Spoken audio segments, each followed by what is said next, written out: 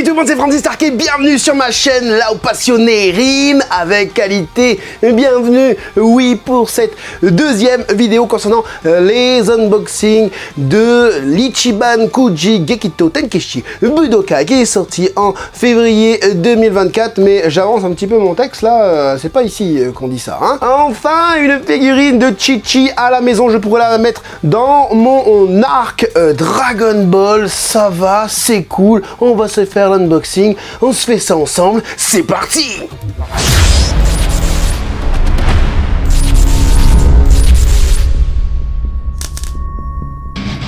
Elle mesure environ 17 cm, elle est sortie le 10 février 2024 pour l'Ichiban Kuji Dragon Ball X, la bataille féroce au Tenkichi Budokai. Chi-Chi, j'ai hâte de t'ouvrir. Enfin bref, la boîte, elle est comme as. Elle me vient tout droit du Japon. Comme d'habitude, allez voir dans le descriptif de cette vidéo et vous saurez dans quelle boutique je me suis procuré cette figurine. Là, maintenant, j'ai une seule envie, c'est de la découvrir avec vous. Allez, c'est parti. N'oubliez pas que dans le descriptif de cette vidéo, vous pourrez tout simplement voguer, naviguer là où vous voulez pour aller voir directement soit les couleurs de cette figurine, voir le sculpte, hein, les proportions et aussi savoir avec quoi la matcher. Est-ce que ça galère à ouvrir? Oui. C'est parti. Donc on a aussi une boîte avec un plastique rigide à l'intérieur. Voilà, je cherche mes mots. Donc c'est la même chose que le commentateur avec la figurine en un seul bloc. J'ai pas du tout de Chi-Chi dans ma collection. Et ça, franchement, c'est un peu embêtant. Et ce que j'aimais pas aussi avec cette Chi-Chi, c'est au niveau des couleurs. Donc on va répondre à toutes les questions. Est-ce que cette Chi-Chi vaut la peine d'être dans votre collection? Et surtout, est-ce que les couleurs vont avec... Enfin, est fidèle par rapport à ce que l'on connaît du personnage. C'est parti, on regarde ça. Ouais. Ah ouais, d'accord, ouais. Donc il y a des trucs bien. On a ici donc le socle, voilà, transparent, un peu plus petit que celui du commentateur. Et voici donc la figurine posée. Est-ce qu'elle tient sans le socle? Oui, elle tient.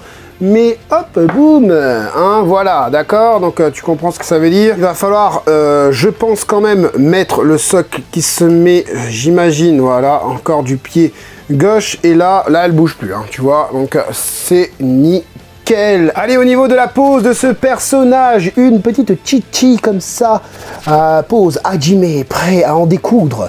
Franchement, très très belle. Très belle pose, pas de dynamisme spécifique, sauf que elle est prête à partir, tu sens qu'elle va partir, tu sens qu'elle va dégainer un high kick ou un je sais pas quoi, tu vois.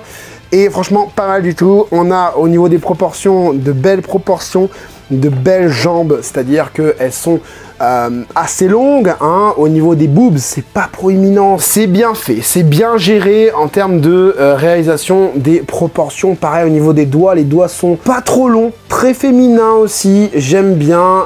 On a justement cet effet féminin, hein, féminine au niveau de la modélisation, c'est-à-dire que ils n'ont pas repris un vieux, comment dire, pas un vieux, mais un ancien sculpte d'une ancienne figurine pour simplement mettre le buste de Chi-Chi. Ils ont vraiment tout remodélisé, c'est vraiment cool.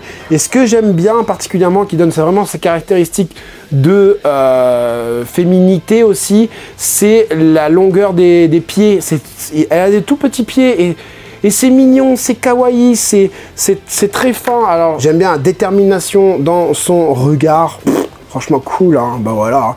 Ensuite, on va parler du sculpte de cette figurine. On va parler aussi des teintes qui me surprennent au niveau de la peau, mais ça, on reviendra juste après. Au niveau du sculpte, on est sur une modélisation, encore une fois, années 80. C'est-à-dire que là, la meuf, elle a un jogging molletonné. Si je peux appeler ça un jogging, c'est un doggy, si tu préfères. Avec aussi, bon, j'aurais aimé peut-être pour les chaussettes avoir, bon, même si elles sont molletonnées aussi, entre guillemets, ces fameuses chaussettes, j'aurais aimé avoir quelque chose d'un petit peu plus travaillé, mais franchement, ça va. On sent l'effet de moulage par rapport aux chaussettes. Je sais pas si tu vas le voir, mais il y a un trait de moulage ici, d'accord. On a le même du coup de l'autre côté à l'arrière, et pareil aussi du coup sur la deuxième chaussette. Au niveau des pieds, en dessous des pieds, c'est modélisé, c'est, voilà, hein, tu le vois bien.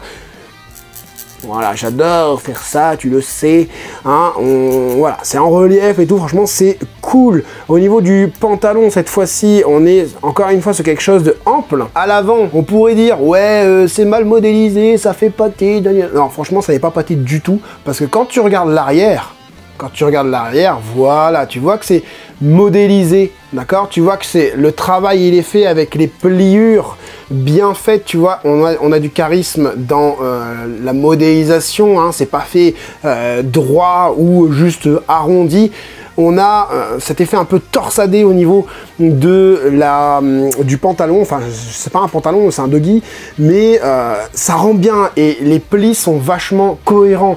Par contre, là où je suis subjugué, et je dis bien subjugué, c'est par la qualité de cohérence au niveau de son espèce de châle là qui tombe là, voilà, une espèce de robe, voilà, j'aurais aimé l'avoir son pantalon pour le coup, mais c'est hyper bien modélisé. Regarde au niveau des pliures et tout ça, comment c'est bien fait, bien recherché. On a cette cohérence, ce réalisme au niveau de la modélisation de cette chose, voilà, hein, qui tombe comme ça, qui se replie vers l'intérieur ici.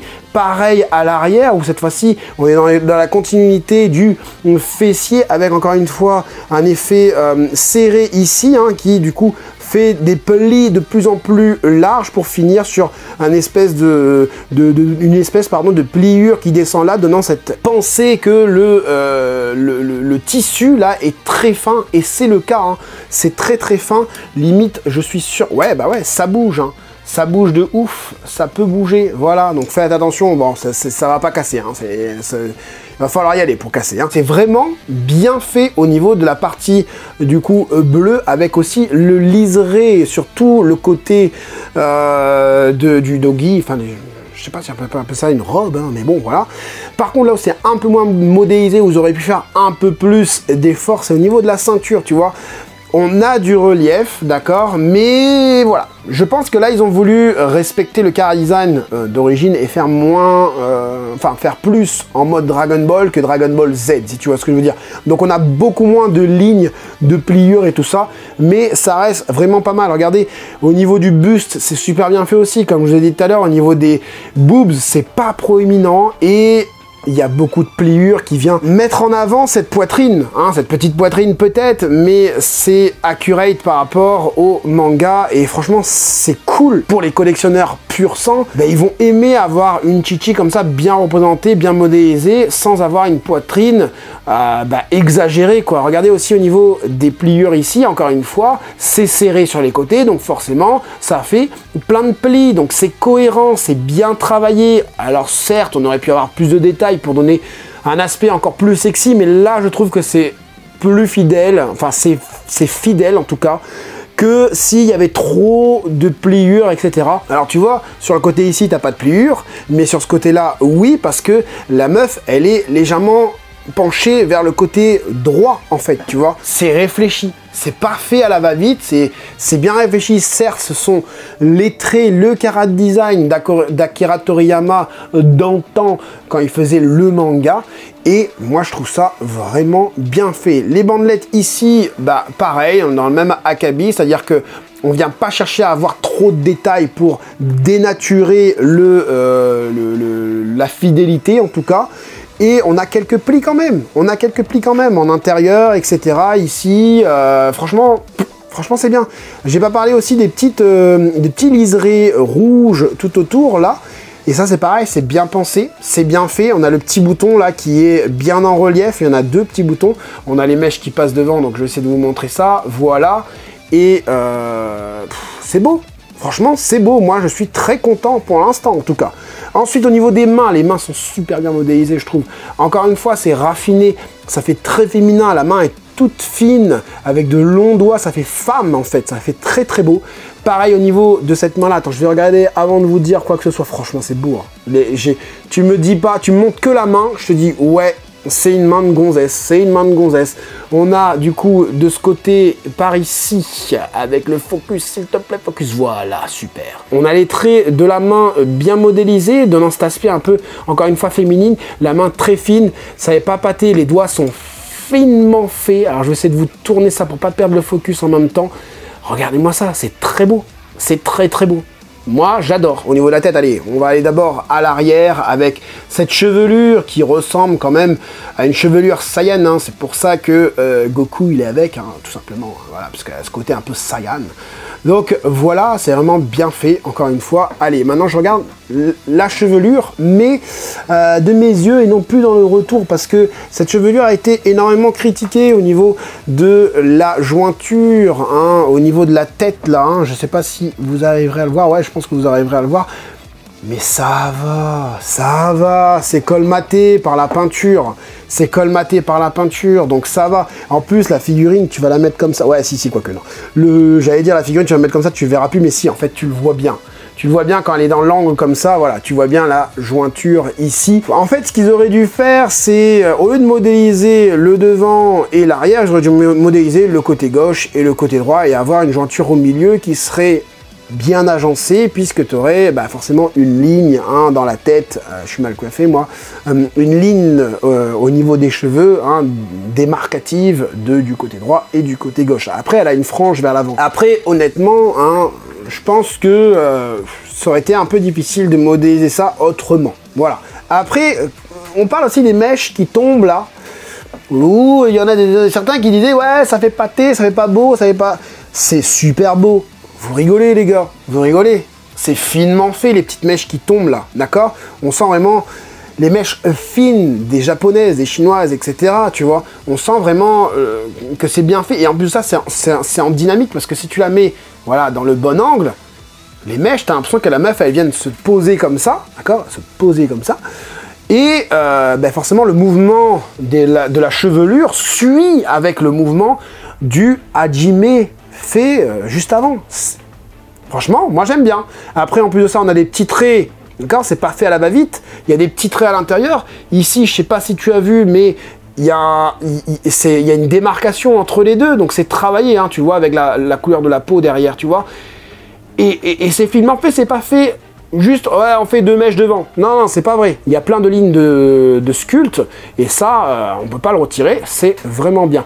Les cheveux ici, bon, on n'a pas besoin de travailler énormément au niveau des lignes de la chevelure arrière, à l'avant aussi, hein, mais il y en a et voilà, ça mérite d'être là et ça mérite d'être bien fait quand même. Au niveau du visage, la bouche, ah c'est la bouche que moi j'aime pas. Voilà, je trouve que la bouche fait plastique, mal modélisé. Voilà, au niveau de la bouche. Au niveau du regard, c'est du stickers, hein, mais quand on le met du bon côté, bon voilà, on a le chara-design de Chichi, d'antan, donc voilà, c'est pas un chara-design fait avec beaucoup de détails, mais ça suffit largement. Des petits stickers, on a des petites bulles pétillantes à l'intérieur des yeux, voilà. Moi je trouve que c'est bien, je trouve que c'est vachement bien. Au niveau des couleurs, là où je suis surpris du coup, j'espère aller un petit peu plus vite au niveau des couleurs, même s'il y a quand même pas mal de choses à dire. En fait, on est sur un rouge lit de vin désaturé un peu en couleur. Donc voilà, j'aurais aimé avoir quelque chose de plus saturé en couleur, mais bon, ça va. Et on a quelques dégradés très légèrement posés. Je sais pas si tu vas le voir, mais ici, c'est légèrement plus foncé que ici. Et c'est un petit peu fait, comment dire, j'ai envie de te dire au hasard, quoique ici par exemple là c'est un peu plus foncé que ici et t'as l'impression qu'il y a le pied à l'intérieur grâce au dégradé. Pareil de l'autre côté, au niveau du pantalon, pareil, on vient mettre en avant les pliures avec de légers dégradés, hein.